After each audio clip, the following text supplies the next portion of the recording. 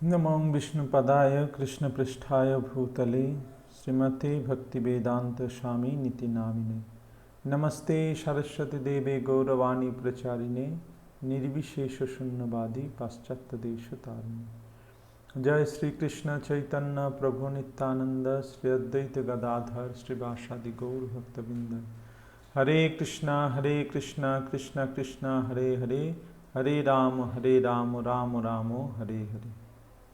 हरे कृष्णा।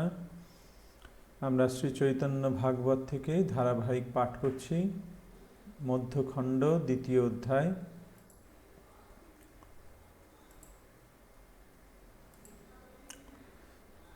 220 নম্বর শ্লোক অবধি আমরা গতকাল পাঠ করেছিলাম। মহাপ্রভু বিভিন্ন অষ্টসাত্ত্বিক বিকার সেই সম্বন্ধে অপূর্ব দেখিয়া সুখে গায় ভক্তগণ, ঈশ্বরের প্রেমাবেশ নহে সম্বরণ।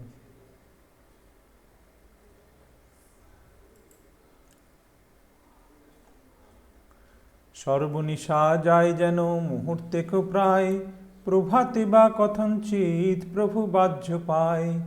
এই মতো নিজ গৃহে শ্রী শচীনন্দন, নিরবধি নিশিদিশি করেন কীর্তন। এইভাবে মহাপ্রভু সমস্ত ভক্তগণ সঙ্গে তাঁর গৃহে সারা রাত দিন রাত ধরে তিনি কীর্তন করেন এবং বিভিন্ন অষ্টসাত্ত্বিক ভাব তার মধ্যে প্রকাশিত হয়।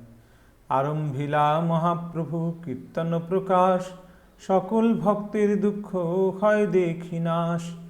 হরি বল বলি ডাকে শ্রী শচীনন্দন, ঘন ঘন পাষণ্ডীর হয় জাগরণ। এইভাবে আরম্ভিলা মহাপ্রভু কীর্তন প্রকাশ, এইভাবে মহাপ্রভু কীর্তন প্রকাশ করতে লাগলেন।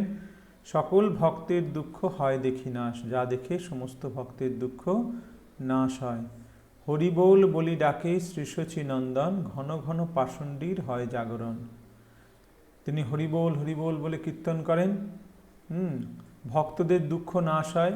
কিন্তু পাষণ্ডী যারা, তারা রাত্রে ঘুমোতে পারে না, যারা অভক্ত, তাদের পাষণ্ডী বদমাস, তাদের রাত্রে ঘুম হয় না, তাদের ঘুম ভেঙে যায়, তারা রেগে যায়। নিদ্রা সুখ ভঙ্গে বহির্মুখ ক্রুদ্ধ হয়, যার যেন মতো ইচ্ছা বল গিয়া মরয়। নিদ্রা সুখ ভঙ্গ হয়ে যায় আর ক্রুদ্ধ হয়ে যায়, তখন যা খুশি তাই বলে। কেহ বলে এগুলার হইল কি বাই, কেহ বলে রাত্রে নিদ্রা যাইতে না পাই। কেহ বলে গোসাই রুষিবে বড় ডাকে, এগুলার সর্বনাশ হইবে এই পাকে। কেউ বলছে যে আমরা রাত্রে ঘুমাতে পারছি না, এ কি বাই শুরু হলো, রাত্রিবেলা এরকম চেঁচামেচি কীর্তন করছেন।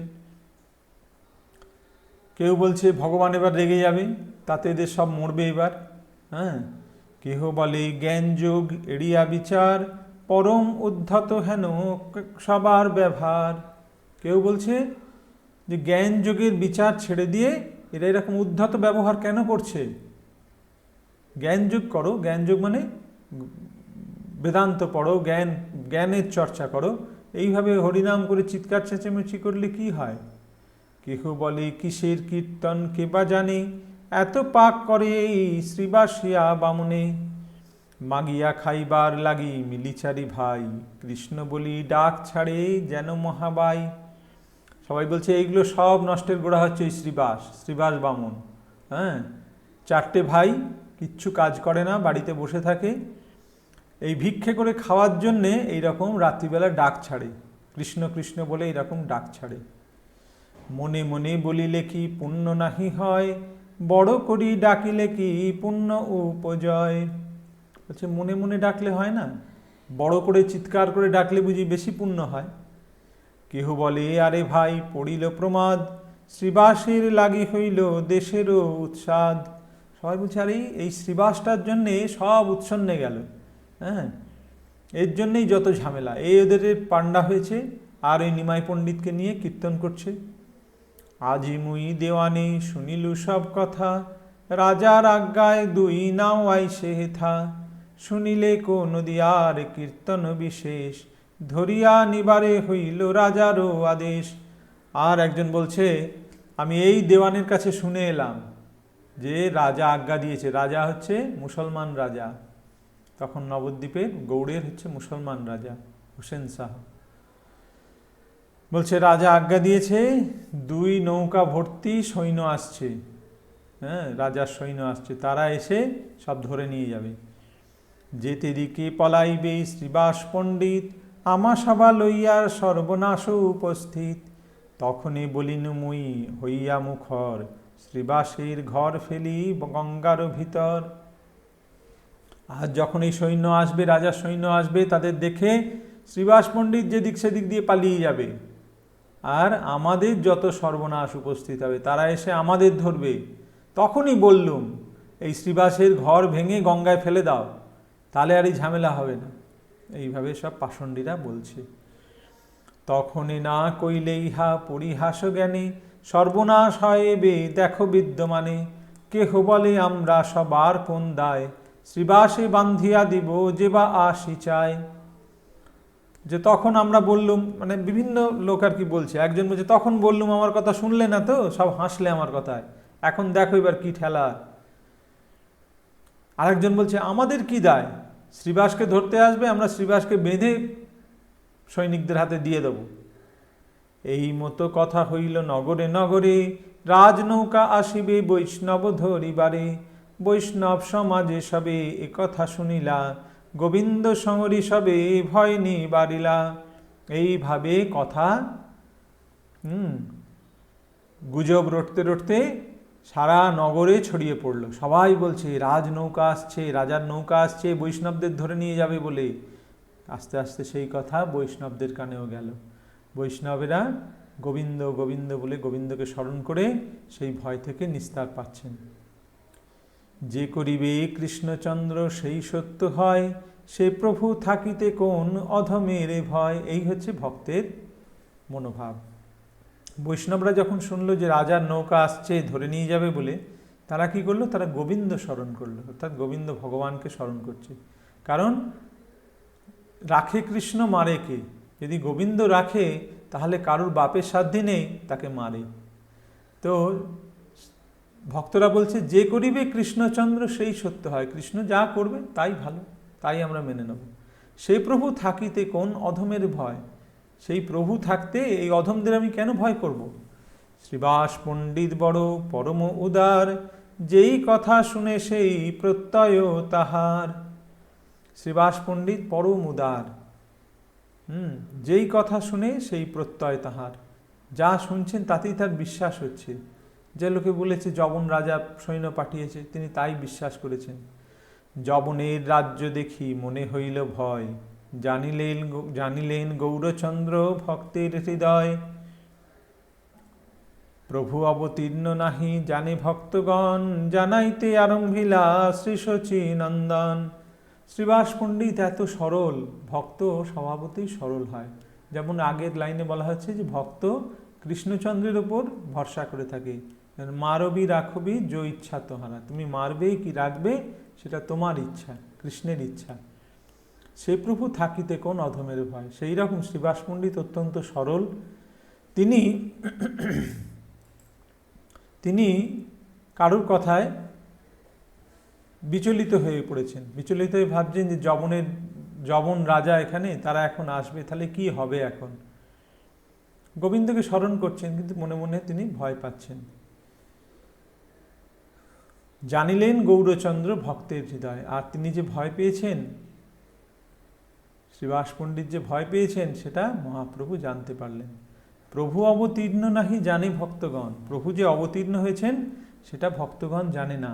জানাইতে আরম্ভিলা শ্রী শচীনন্দন, সেই জিনিস জানাতে আরম্ভ করলেন শচীনন্দন, সেটা সকলকে জানাতে শুরু করলেন। নির্ভয়ে বেড়ায় মহাপ্রভু বিশ্বম্ভর, ত্রিভুবনে অদ্বিতীয় মদন সুন্দর। সর্বাঙ্গে লেপিয়াছেন সুগন্ধি চন্দন, অরুণ অধর শোভে কমল নয়ন। চাঁচর চিকুর শোভে পূর্ণচন্দ্র মুখ, স্কন্ধে উপবীত শোভে মনোহর রূপ। মহাপ্রভুর অপূর্ব রূপের বর্ণনা করছে। মহাপ্রভু নির্ভয়ে নগরে ভ্রমণ করছেন। তার সর্বাঙ্গে সুগন্ধি চন্দন লেপন, তার অধর ঠোঁট দুটি লাল টুকটুক করছে একদম, কমল নয়ন, চাঁচর চিকুর, মানে চাঁচর কেশ, ঢেউ খেলানো, চুলটা এরম ঢেউ খেলানো, পূর্ণচন্দ্র মুখ, তার মুখটি যেন পূর্ণচন্দ্রের মতন। প্রকৃতপক্ষে পূর্ণচন্দ্রের মতন নয়, প্রকৃতপক্ষে তার এ হচ্ছে কোটি চন্দ্রের যে সৌন্দর্য তাকেও ম্লান করে দেন মহাপ্রভুর মুখের যে শোভা। স্কন্ধে উপবিদ শোভে মনোহর রূপ, স্কন্ধে যজ্ঞ উপবিদ। দিব্য বস্ত্র পরিধান অধরে তাম্বুল, কৌতুকে গেলেন প্রভু ভাগীরথী কুল। দিব্য বস্ত্র পরিধান করে আছেন, মুখে তাম্বুল, আর মহাপ্রভু এইভাবে ভাগীরথীর কুলে গেলেন। যতেক সুকৃতি হয় দেখিতে হরিশ, যতেক পাষণ্ডী সব হয় বিমরিশ। এত ভয় শুনিয়াও ভয় নাহি পায়, রাজার কুমার যেন নগরে বেড়ায়। মহাপ্রভু ভাগীরথীর কুলে, গঙ্গার কুলে দেখতে গেলেন যে কী নৌকা আসছে দেখি, তিনি দেখতে গেলেন। তাকে দেখে ভক্তরা খুব আনন্দ পাচ্ছে, আর পাষণ্ডীরা বিমর্ষ হয়ে যাচ্ছে। তারা বলছে এত ভয় শুনেও ভয় পায় না, এ কোন রাজার কুমার যেরকমভাবে ঘুরে ঘুরে বেড়াচ্ছে। আর জনে বলে ভাই বুঝিলাং থাক, যত দেখো এই সব পলাবার পাক। আর একজন বলছে ওসব থাকো ভাই, দাঁড়াও দাঁড়াও, পালাবার জন্য চেষ্টা করছে, ওই জন্য দেখতে এসেছে। নির্ভয়ে চাহেন চারিদিকে বিশ্বম্ভর, গঙ্গার সুন্দর স্রোত পুলিন সুন্দর। মহাপ্রভু গঙ্গার তীরে ভ্রমণ করে দেখতে গেলেন যে কী হচ্ছে দেখি, সুন্দর গঙ্গা স্রোত বইছে। গাভিয়া এক যুথ দেখে পুলিনেতে চরে, হাম্বারাব করিয়াই সে জল খাইবারে। ঊর্ধ্বপুচ্ছ করি কেহ চতুর্দিকে ধায়, কেহ যুঝে কেহ শুয়ে কেহ জল খায়। সেখানে তিনি দেখলেন যে গাভীরা সেই গঙ্গার তীরে চড়ে বেড়াচ্ছে, হাম্বারবে তারা জল খেতে আসছে, ল্যাজ খাড়া করে তারা চতুর্দিকে ছুটাছুটি করছে, কেউ শুয়ে আছে কেউ বসে আছে, কেউ জল খাচ্ছে। দেখিয়া গর্জয় প্রভু করে হুঙ্কার, দেখিয়া গর্জয় প্রভু করে হুহুঙ্কার। মুই সেই বলে বারে বার, এই মতে ধাইয়া গেলা শ্রীবাসের ঘরে। কি করি শ্রীবাসিয়া বলয়ে হুঙ্কারে। মহাপ্রভু তখন তার নিজের ভাব প্রকাশ করছেন, বলছেন, তিনি গর্জন করে হুঙ্কার করে বলছেন মুই সেই, আমি সেই। সেই মানে আমি কৃষ্ণ, সেই কৃষ্ণের কথা বলছেন, আমি সেই। এই বলে তিনি ছুটে গেলেন শ্রীবাসের ঘরে, গিয়ে বলছেন শ্রীবাস কি করছিস তুই, কি করিস শ্রীবাসিয়া বলে হুঙ্কারে। নৃসিংহ পূজায় শ্রীনিবাস যেই ঘরে, পুনঃ লাথি মারে তাহার দুয়ারে। দরজা বন্ধ করে শ্রীনিবাস পণ্ডিত নৃসিংহদেবের পূজা করছিলেন। মহাপ্রভু সেখানে গিয়ে দরজায় লাথি মারছেন। কাহারে পুজিস করিস কার ধ্যান, যাহারে পুজিস তারে দেখ বিদ্যমান। মহাপ্রভু সামনে গিয়ে হাজির হয়ে বলছেন, কাকে পুজো করছিস, কার ধ্যান করছিস, যার পুজো করছিস তাকে সামনে দেখ, সামনে তো দাঁড়িয়ে আছে।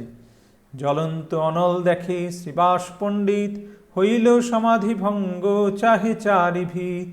দেখে বিরাসনে বসি আছে বিশ্বম্ভর, চতুর্ভুজ শঙ্খ চক্র গদা পদ্মধর। মহাপ্রভু শ্রীবাস পণ্ডিতকে তার অপূর্ব দিব্য রূপ দর্শন করাচ্ছেন।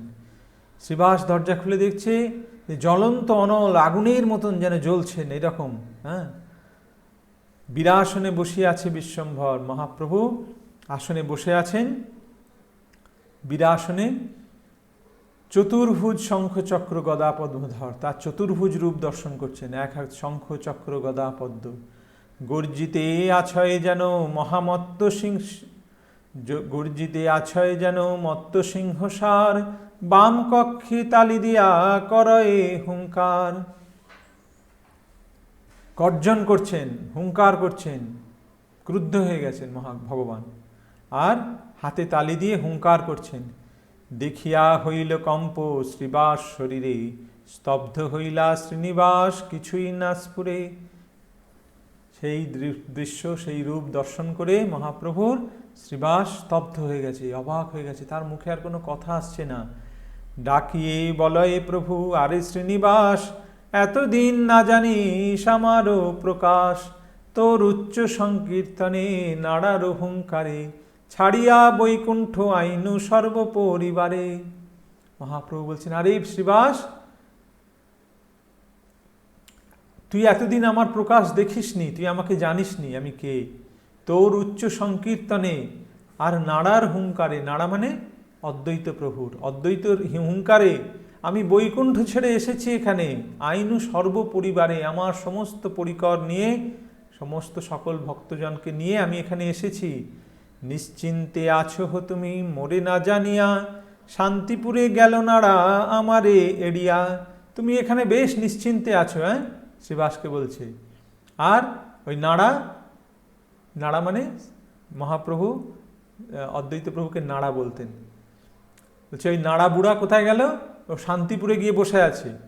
সাধু উদ্ধারিমু দুষ্ট বিনাশিমু সব, তোর কিছু চিন্তা নাই পড় মোর স্তব। মহাপ্রভু একদম পুরো একদম পাওয়ার নিয়ে একদম বলছেন, সাধু উদ্ধারিমু, আমি সমস্ত সাধুদের উদ্ধার করব।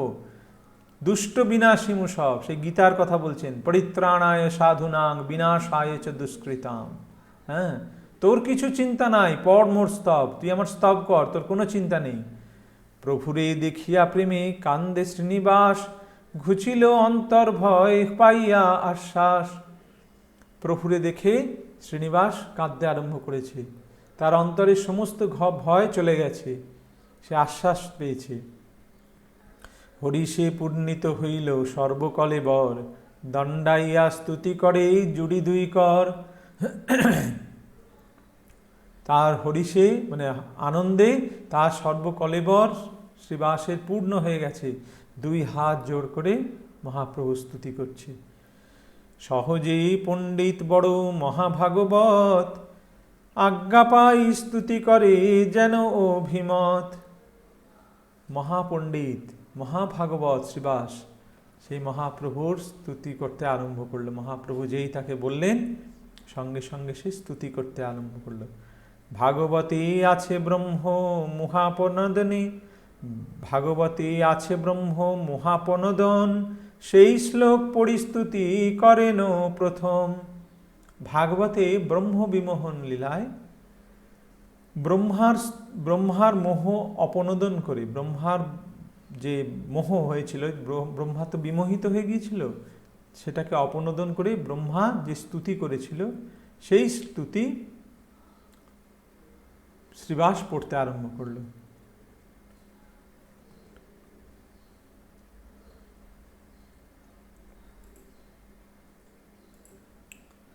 তথা হি শ্রীমদ্ ভাগবতে দশম স্কন্ধে চতুর্দশ অধ্যায়ে প্রথম শ্লোক। ব্রহ্মা প্রার্থনা করছেন, নৌমিড্ডতে ভ্রবপুষে তড়িদম্বরায়, গুঞ্জাবতংশ পরিপিচ্ছল সম্মুখায়, বন্যস্রজে কবল বেত্র বিষান বেণু, লক্ষ্মৈ শ্রিয়ে মৃদুপদে পশুপাঙ্গজায়। হে নিত্যপূজ্য বিভু, নবমেঘের ন্যায় তোমার শ্যাম তনু। ব্রহ্মা ভগবানের স্তব করছেন, স্তুতি করছেন, হে ভগবান, নব ঘন মেঘের ন্যায় তোমার শ্যাম তনু, তোমার দেহ নবঘন শ্যাম। বিদ্যুৎ দামের ন্যায় তোমার পীত বসন, তোমার এই যে পীত বসন সেটা কীরকম, যেন বিদ্যুতের যে আলো সেই রকম ঝলকের মতন তার তেজ। গুঞ্জা নির্মিত কর্ণভূষণদ্বয়,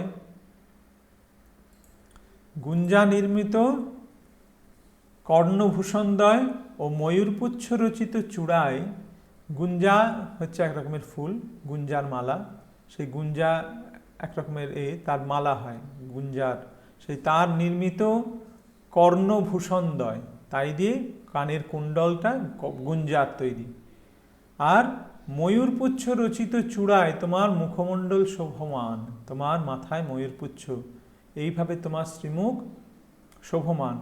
তোমার গলদেশে বনমালা, গলদেশে বনমালা, দধিসিক্ত অন্নগ্রাস, তুমি দই আর ভাত খাচ্ছ, দধিসিক্ত অন্ন গ্রাস, বেত্র বিষাণ ও বেনু, এই সকল অপ্রাকৃত লক্ষণেই তোমার বিশেষ শোভা। ছোট্ট গোপাল তো কৃষ্ণ, ছোট কৃষ্ণ, তাই দই মাখা ভাত খাচ্ছে, সেই রূপ দর্শন করছে, সেই কথা বলছে। তোমার হাতে বেদ, বিষাণ ও বেনু, হাতে বেনু, বিষাণ মানে হচ্ছে শিঙা, বেত্র মানে হচ্ছে বেদ, যেটা দিয়ে গরু চড়ানোর জন্য। এই সকল অপ্রাকৃত লক্ষণেই তোমার বিশেষ শোভা। তোমার পদোদ্বয় অতি কোমল, তুমি গোপরাজ শ্রীনন্দের তনয়, তোমাকে প্রণাম করি। এইভাবে ব্রহ্মা স্তব করছেন। আর সেই শ্লোক শ্রীবাস পণ্ডিত পড়ে শোনালো মহাপ্রভুকে।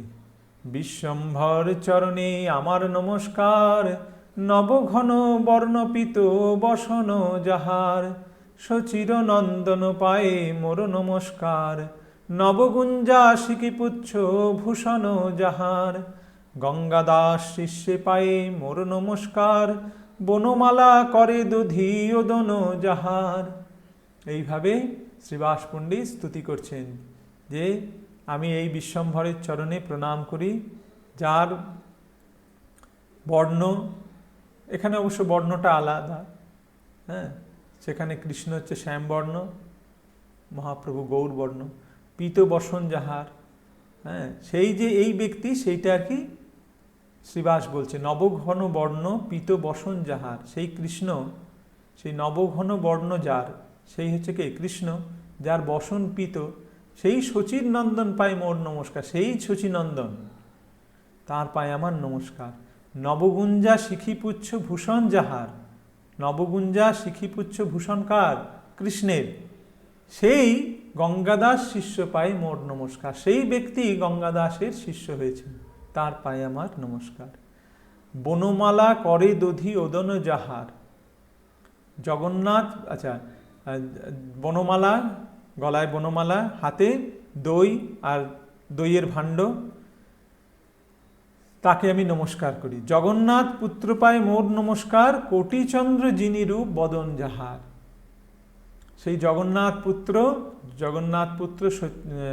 গৌর সুন্দরের চরণে আমার নমস্কার, যার শ্রীমুখ কিরকম? কোটিচন্দ্র যিনি, যিনি বর্গের জয় হর্ষই দন্তের নাসি, যিনি মানে হচ্ছে জয় করে, কোটি চন্দ্রের শোভাকে জয় করে যাহা, সেই কোটিচন্দ্র যিনি রূপ বদন যাহার, কোটি চন্দ্রের যে শোভা তাকেও যিনি পরাস্ত করেন, তিনি হচ্ছেন গৌর সুন্দরের সেই রকম মুখমণ্ডলটা, সেই রকম। শৃঙ্গ বেত্র বেনু চিহ্ন ভূষণ যাহার, সেই তুমি তোমার চরণে নমস্কার, চারি বেদে যারে ঘোষে নন্দের কুমার, সেই তুমি তোমার চরণে নমস্কার। এইবার শ্রীবাস পণ্ডিত বুঝতে পেরে গেছে, মহাপ্রভু দেখিয়ে দিয়েছেন তার রূপ।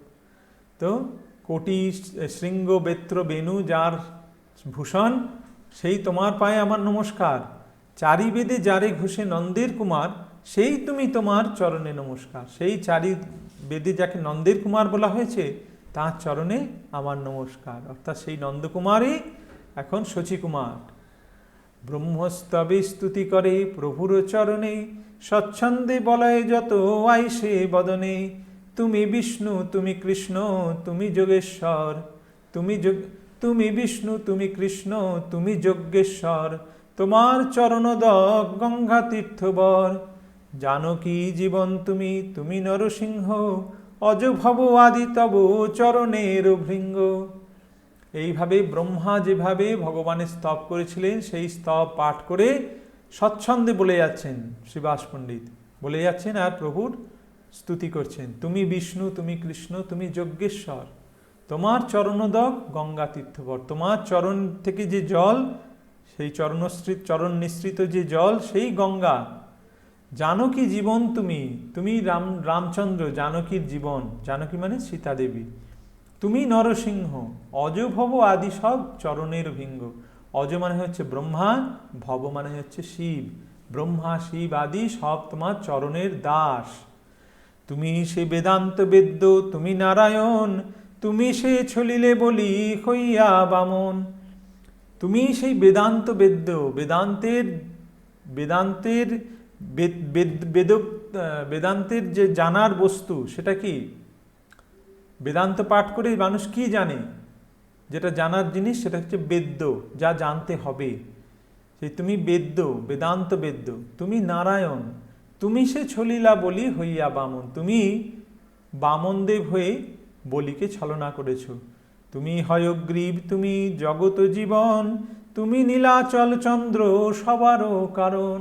তুমি হয়গ্রীব রূপে এসেছো, হয়গ্রীব অবতার ভগবানের। তুমি জগৎ জীবন জগন্নাথ, তুমি নীলাচল চন্দ্র, জগন্নাথ নীলাচল চন্দ্র। তোমার মায়ায় কার নাহি হয় ভঙ্গ, কমলা না জানে যার শনে এক সঙ্গ। তোমার মায়ায় কি না মোহিত হয়? কমলা, যে অর্থাৎ লক্ষ্মী দেবী, যে তোমার সঙ্গে থাকে, তিনিও তোমাকে জানতে পারেন না। সঙ্গী সখা ভাই সর্বমতে সেবে যে, হেন প্রভু মোহমানে অন্য জনাকে। সঙ্গী সখা ভাই সর্বমতে তোমার সেবা করে, হেন প্রভু মোহ মানে অন্য জনাকে। সঙ্গী সখা ভাই তারাই তোমার মোহে মোহিত হয়ে যায়। যারা তোমার সর্বতোভাবে সেবা করে তারাই তোমার মোহে মোহিত হয়ে যায়। তাহলে অন্য জনার আর কি কথা? মিথ্যা গৃহবাসে মোরে পাড়িয়াছ ভোলে, তোমা না জানিয়া মোর জন্ম গেল খেলে। আমাকে প্রভু এই মিথ্যা গৃহবাস দিয়েছ, এই গৃহস্থ করে আমাকে জন্ম দিয়েছ, আমি ভুলে আছি তোমাকে, তোমাকে না জেনে আমার জন্ম বৃথা গেল। নানা মায়া করি তুমি আমারে বঞ্চিলা, সাজি ধুতি আদি করি সকলি বহিলা। শ্রীবাস ভগবানের কাছে কাকুতি করছে যে হে প্রভু, তুমি কতভাবে আমাকে মায়া করেছো, কতভাবে আমাকে ঠকিয়েছো। তুমি আমার সাজি, আমার ধুতি এসব বয়ে দিয়েছো।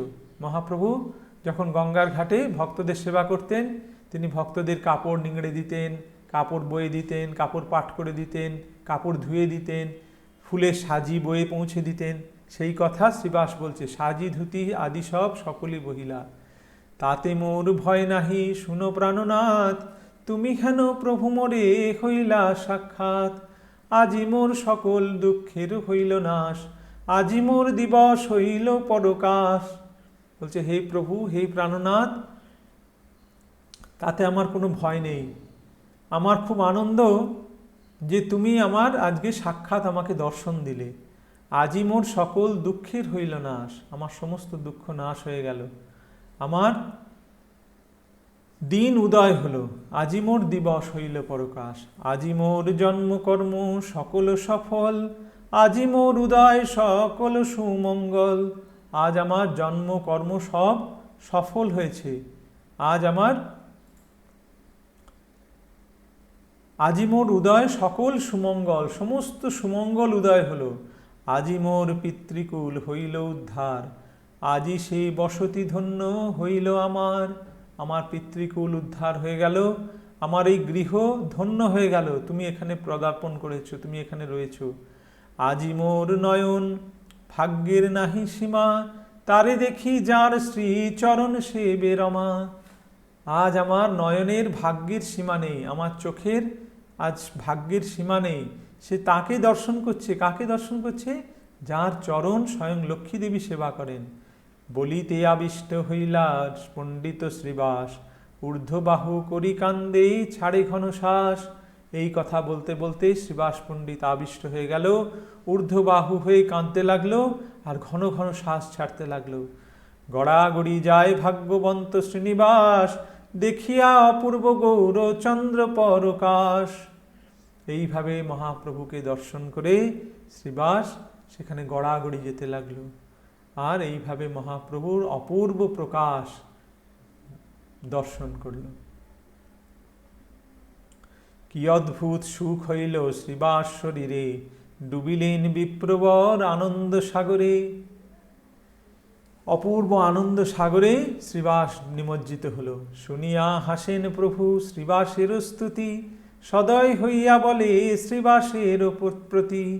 স্ত্রী পুত্র আদি যত তোমারও বাড়ির, দেখুক আমার রূপ করহ বাহির। মহাপ্রভুর কত কৃপা! মহাপ্রভু বলছেন, সদয় হয়ে মহাপ্রভু হাসছেন, হেসে বলছেন যে স্ত্রী পুত্র আদি যত তোমার বাড়ির যত স্ত্রী পুত্র যারা আছে তাদের সকলকে ডাকো, তারা আমার এই রূপ দর্শন করুক। সস্ত্রীক হইয়া পুজো চরণ আমার, বর মাগো যেন ইচ্ছা মনেতে তোমার। তোমার স্ত্রীকে ডাকো, সস্ত্রীক আমার চরণ পূজা করো, আর বর মাগো যা ইচ্ছা তোমার। প্রভুর পাইয়া আজ্ঞা শ্রীবাস পণ্ডিত, সর্বপরিকর সঙ্গে আইলা তরিত। সকলকে ডেকে নিয়ে শ্রীবাস তখন এলেন। বিষ্ণু পূজা নিমিত্ত যতেক পুষ্প ছিল, সকল প্রভুর পায়ে সাক্ষাতেই দিল। গন্ধ পুষ্প ধূপ দীপে পূজে শ্রীচরণ, সস্ত্রীক হইয়া বিপ্র করেন ক্রন্দন। বিষ্ণু পূজার জন্য যত পুষ্প যা কিছু সামগ্রী ঠিক করে রেখেছিল সব সকলের সাক্ষাতে মহাপ্রভুর চরণে দিল। গন্ধ পুষ্প ধূপ দীপে ভগবানের শ্রীচরণ, মহাপ্রভু শ্রীচরণ বন্দনা করল। সস্ত্রীক হইয়া বিপ্র করয় ক্রন্দন, সকলে ক্রন্দন করছে। ভাই পত্নী দাস দাসী সকল লইয়া, শ্রীবাস করেন কাকু চরণে পড়িয়া। শ্রীনিবাস প্রিয়কারী প্রভু বিশ্বম্ভর, চরণ দিলেন সর্বশিরের উপর। শ্রীবাস পণ্ডিত, শ্রীবাস প্রভু এইভাবে ভাই পত্নী দাস দাসী সকলকে নিয়ে মহাপ্রভুর চরণে পড়ে কাকুতি মিনতি করে কাঁদছেন। আর মহাপ্রভু কৃপা করে সকলের মাথার উপরে তার চরণ অর্পণ করছেন, চরণ দিলেন সর্বশিরের উপর। অলক্ষিতে বুলে প্রভু মাথায় সবার, অলক্ষিতে বুলে প্রভু মাথায় সবার, হাসি বলে মতে চিত্ত হৌ সবাকার। হুঙ্কার গর্জন করি প্রভু বিশ্বম্ভর, শ্রীনিবাসে সম্বোধিয়া বলেন উত্তর। মহাপ্রভু সকলের অলক্ষ্যে, কেউ দেখতে পাচ্ছে না, মহাপ্রভু তাদের মাথায় চরণ অর্পণ করে আর বলছেন মতে চিত্ত হৌ সবাকার, তোমাদের সকলের আমার প্রতি তোমাদের চিত্তবৃত্তি হোক, আমার প্রতি তোমাদের মন নিবিষ্ট হোক, এইভাবে আশীর্বাদ করছেন। হুঙ্কার গর্জন করি প্রভু বিশ্বম্ভর, শ্রীনিবাসে সম্বোধিয়া বলেন উত্তর। শ্রীনিবাসকে বলছেন, ওহে শ্রীনিবাস কিছু মনে পাও ভয়, মনে ভয় পাও, শুনি তোমা ধরিতে আই সে রাজা নাও। শ্রীনিবাস, তোমার মনে কিছু ভয় আছে মনে হচ্ছে, তোমাকে ধরতে রাজা আসছে নাকি, রাজার নৌকা। অনন্ত ব্রহ্মাণ্ড মাঝে যত জীব বৈশে, সবার প্রেরক আমি আপনার রসে। মুই যদি বলাং সেই রাজার শরীরে, তবে সে বলিবা সে হো ধরিবার তরে। মহাপ্রভু সব খুলে বলে দিচ্ছেন, অনন্ত ব্রহ্মাণ্ড মাঝে যত জীব বৈশে, অনন্ত ব্রহ্মাণ্ডে যত জীব আছে তাদের সকলের মধ্যে প্রেরণা আমি পাঠাই, সবার প্রেরক আমি আপনার রসে। মুই যদি বলাং সেই রাজার শরীরে, সেই রাজাকে যদি আমি বলাই তবে সে বলবে, তবে সে বলিবে সে ধরিবার তরে। আমি যদি তাকে ভেতর থেকে বলাই তবে রাজা আদেশ দেবে যে কে গিয়ে ধরে আনো। যদি বা এমত নহে স্বতন্ত্র হইয়া, ধরিবারে বলে তবে মুই চাং ইহা। মুই গিয়া সর্ব আগে নৌকায় চড়িমু, এই মতো গিয়া রাজ গোচর হইমু। আর যদিও নিজে নিজে চেষ্টা করে স্বতন্ত্র হয়ে তোমাকে ধরার জন্য যদি আজ্ঞা দেয়, তাহলে আমি আগে যাব, গিয়ে আমি নৌকায় আগে চড়ব, আর গিয়ে রাজার সামনে আমি গিয়ে উপস্থিত হব। আজ এই পর্যন্ত থাক। এরপরে মহাপ্রভু নারায়ণীকে কৃপা করবেন সেই কথা আমরা। নারায়ণী হচ্ছেন 4 বছরের একটি ছোট্ট বালিকা, শ্রীবাস পণ্ডিতের ভাইঝি, ভাতুষপুত্রী। তিনি হচ্ছেন এই লেখক বৃন্দাবন দাস ঠাকুরের মাতা। তাকে কিভাবে কৃপা করবেন আমরা সেই কথা আগামীকাল পাঠ করব। আজ এই 309 নম্বর পয়ার অবধি আমরা পাঠ করলাম। এখানে রহিল গ্রন্থ আনন্দ লহরী, বদন ভরিয়া সবে বল হরি হরি। হরি বল, হরি বল, হরি বল।